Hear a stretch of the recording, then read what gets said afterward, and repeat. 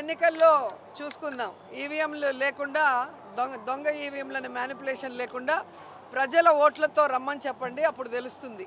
Local body ఎలక్షన్స్లో మీకు అర్థమైపోతుంది కూటమి ప్రభుత్వం విజయం ప్రజా విజయమా లేకపోతే ఈవీఎంల మ్యానిపులేషన్ అనేది మీకు అర్థమవుతుంది. రెండోది, ఎన్నికల ప్రచారంలో విజయ్ జగన్ ఉన్న ఫోటోకు అభిమానిస్తే చాలా ప్రేమగా దాన్ని ఎత్తి చూపించడం జరిగింది.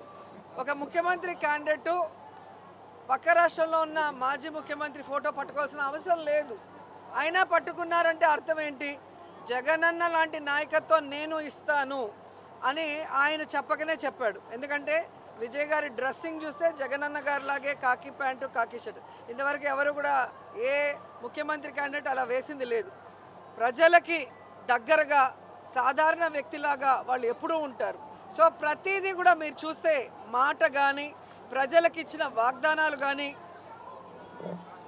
మీటింగ్స్లో మాట్లాడే విధానం కానీ అన్నీ కూడా విజయ్ జగన్ గారిని ఫాలో అయ్యారనేది స్పష్టంగా తెలుస్తుంది.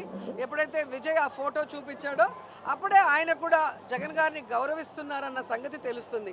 సో అవన్నీ చూసిన ప్రజలు ఈరోజు విజయ్ని ముఖ్యమంత్రిగా కావాలని కోరుకున్నారు అంటే జగన్ గారిని కూడా వాళ్ళు ఆశీర్వదించినట్టే లెక్క.